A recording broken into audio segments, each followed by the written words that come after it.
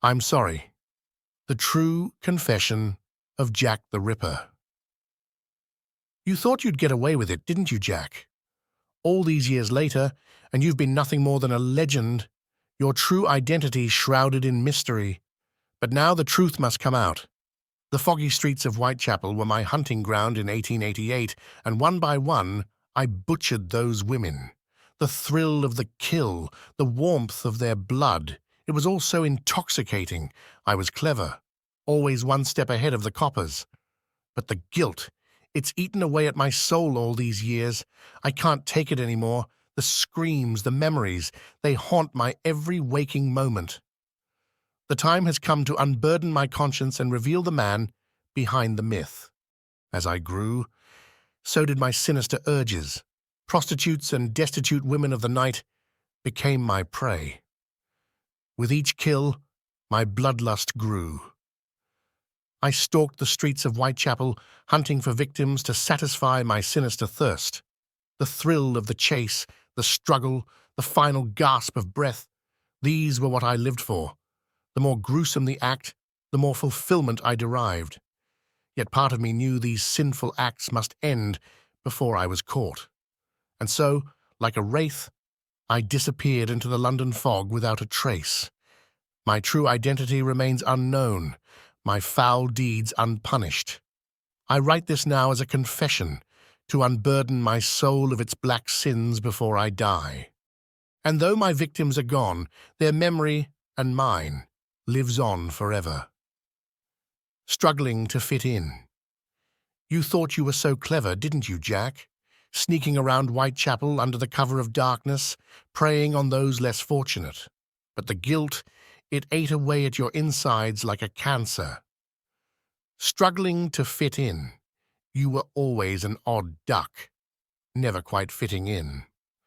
While the other boys played cricket, you preferred to dissect small animals. Your strange hobbies and morbid fascinations set you apart, leaving you a loner, an outcast. As you grew into a man, your sinister urges grew too. At first, you fought them, attempting to lead a normal life. You even married. But the darkness within could not be contained. Your strange compulsions led you to frequent the seedy pubs and back alleys of Whitechapel, hunting for the lonely and vulnerable. When you claimed your first victim, it felt so exhilarating. So right. The thrill of the kill fulfilled you like nothing else. You knew then there could be no turning back. The urge to maim, to rip, to destroy had you firmly in its grip. You thought you had committed the perfect murders, vanishing without a trace. But I know the truth, Jack. I know of the self-loathing and anguish your deeds have wrought. Though you have escaped the hangman's noose, you will never escape the prison of your own making. Your tortured mind, weighed down by the souls of your victims, forever tormenting you in the blackest hours of the night. The game is over, Jack. Checkmate. Dark thoughts and fantasies. The darkness grew inside me as my fantasies turned sinister. At first I enjoyed following and watching the ladies of the night in Whitechapel, imagining what delights lay under their dresses. But soon, my thoughts twisted into something unrecognizable. A thirst for blood. I craved to see the crimson lifeblood flowing from their pale flesh. The urge consumed me, filling my mind with graphic scenes of violence I longed to carry out. I prowled the streets late into the evening, my steps quickening whenever I spied a lone woman walking in the lamplight. My heart raced as I envisioned seizing them, my blade slicing through their throats, opening their veins to release a flood of scarlet ichor. The newspapers would scream of my butchery, and all of London would shudder at the Ripper's name. The depraved fantasies gave me a thrill like no other. I was no longer in control of my sinister desires, and knew one night I would succumb, quenching my thirst for blood at last. The prostitutes of Whitechapel wandered unwittingly into the lion's den, for the Ripper was on the hunt. My blade hungered for the soft flesh of my victims. I longed to hear their final screams and watch the life fade from their eyes as blood soaked the cobblestones. Jack the Ripper was coming out to play. That fateful night. That fateful night. It was a chilly autumn evening in 1888 when I spotted her. Mary Kelly, a pretty young thing with dreams of becoming an actress, stumbling out of the pub where she worked. My blood ran hot as I watched her walk down the dimly lit street towards her small room. I knew at once I had to have her. When darkness fell, I made my way to her place and knocked softly at the door. "Who is it?" she called out. I replied in a gruff voice, "An admirer." She opened the door with a smile which quickly turned to terror. I forced my way in, grasping at her throat to silence her screams. In a frenzy, I tore at her clothes and flesh, my knife slicing through skin and muscle. The sight of blood pooling on the floor filled me with euphoria as I continued my vicious attack. Her final gasps and the light leaving her eyes brought me a pleasure like no other. Examining my gruesome work, I felt a rush of satisfaction and release. The demon inside me was sated for now, though I knew its thirst for death would soon return. I slipped out into the inky black of night, the chill air refreshing on my blood-stained face. Mary Kelly became another conquest in my campaign to terrorize the streets of Whitechapel. My legend as Jack the Ripper was secured, forever haunting the memories of Londoners. These murders that I lacked in my everyday life. For once, I was in control and calling the shots. The fate of these women rested in my hands alone. Deciding who would live and who would die made me feel like a god passing judgment. I held dominion over life and death.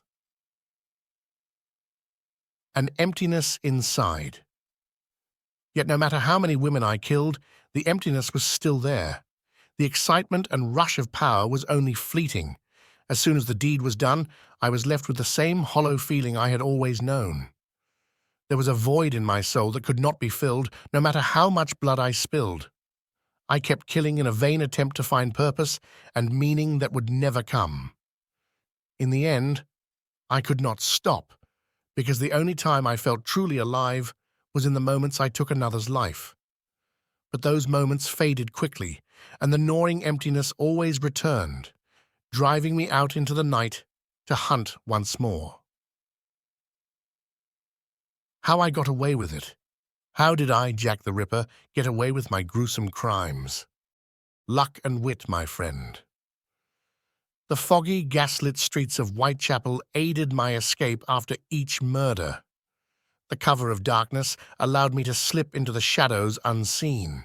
My knowledge of the local geography, every alley and passageway, gave me an advantage over the bumbling police. By the time they arrived on the scene, I had vanished like a ghost into the London night. I was meticulous in my planning. I studied my victims' habits and routines beforehand, learning their comings and goings. I selected secluded spots for the crimes far from any witnesses, and I was quick and efficient with my knife, leaving little trace of myself behind. My unassuming appearance helped me blend into the crowds. Who would suspect a respectable gentleman? The world that hated me. By the time I became a man, I seethed with rage and a desire to inflict pain. In the autumn of 1888, those sinister urges grew too strong to resist. Under cover of darkness, I stalked the streets of Whitechapel, preying on the vulnerable and forgotten. The first was Mary Ann Nichols, her ragged body left on Bucks Row. Soon Annie Chapman and Elizabeth Stride followed. Their murders were brutal, messy, fueled by my uncontrollable fury. The double murder of Stride and Catherine Eddowes in one night should have satisfied my bloodlust. But my madness demanded more. On the 9th of November, I claimed my final victim, Mary Jane Kelly. Her death was the most horrific, her pale form gruesomely mutilated in her own bed. With Kelly's demise, the fog that had clouded my mind finally lifted. I saw with dawning horror what evil I had unleashed upon the world. My victims had been innocent souls who deserved far better fates. Though it was too late to undo the damage,